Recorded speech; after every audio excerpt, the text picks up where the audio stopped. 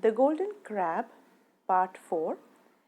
Now, when the king and queen see that the daughter is very happy with the crab, the king announces a tournament in her honor, and he says he will invite all the princes of the world, and if any one of them she likes, he will get her married. In the evening, the princess tells about this tournament to the crab, who tells her that take this rod and hit the garden gate with it. A servant will come and he will give you a golden armor, a steed is a horse, and a silver apple. The princess obeys the orders and brings him what he needs. Then the following evening, the prince dresses himself in the armor, and he tells before going to the tournament that when I pass below the window, where you are standing, I will throw the silver apple to you.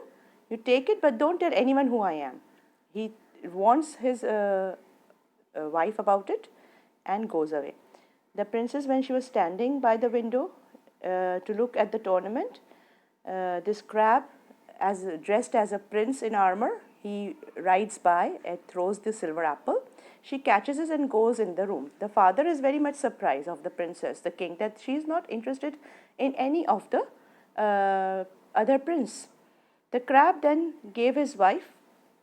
Therefore, the father decides another tournament. So the crab again gives him the same directions, but this time the apple is golden. And when the same thing happens, he passes by the window and throws the golden apple.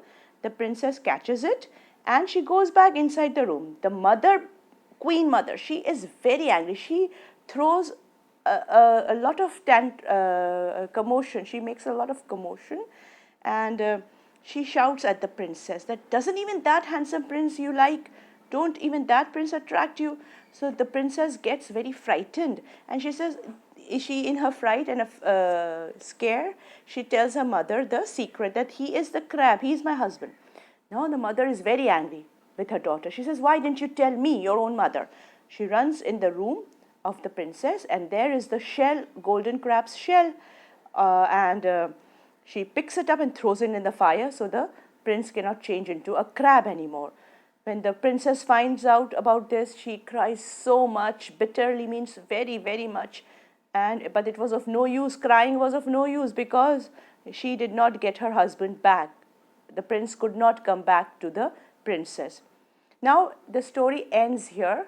In this picture, the story doesn't end here, but it takes another turn. In this picture, you can see a golden armored knight, prince sitting on the horse, the silver apple, and how the princess was before the tournament, happy with her crab prince when he turned into a human being.